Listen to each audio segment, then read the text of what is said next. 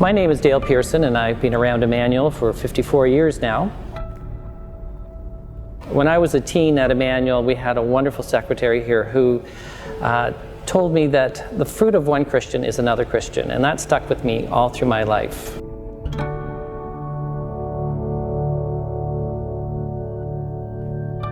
Today I want to tell you about my friend Jim. And Jim is a person I met 10 years ago. Our families came together at a cottage up in Parry Sound.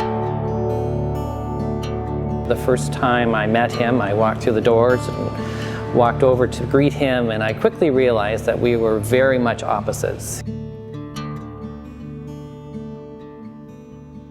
Here was a guy that I didn't think would ever accept the Lord. He just had everything working with logic, and I just couldn't see how he could understand faith.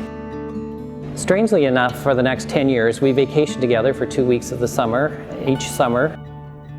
We got along amazingly. There was always the girls going off to do their thing, and Jim and I were left beside the trailer to talk about life and all that was going on.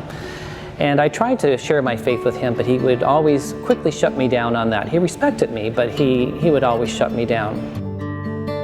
Last summer, we camped together as we always did, and when we arrived at the campground, I noticed that he just didn't look well. Fast forward to December, and we got a phone call that Jim had fallen and that he was in the hospital in St. Catharines.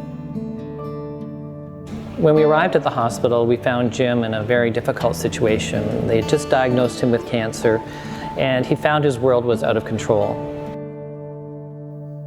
He started to share his life of difficulties that he'd had, 2 divorces and lots of family issues. His greatest fear was to be alone, and I shared with him about a place where nobody ever leaves and only people come, and that brought him such comfort. And he also was a person who loved to explore places and to visit places, and I told him about heaven and how I would just love to explore that place with him.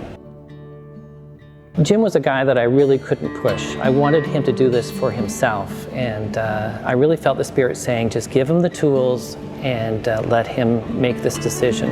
And I walked away not really knowing if he would do this leap of faith.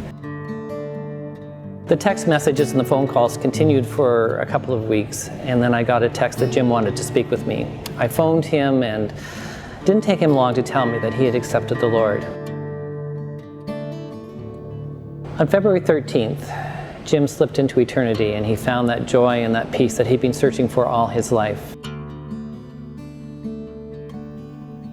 One of the things he asked me to do was to be the celebrant at his funeral service. So I found myself in front of a large crowd, sharing the gospel and telling Jim's story. If I could encourage you to stick with your friends that are non-Christian and live your life before them. Don't be afraid if you don't know what to say. The Lord will give you those answers. It's an experience that has not only changed Jim's heart, but it changed my heart.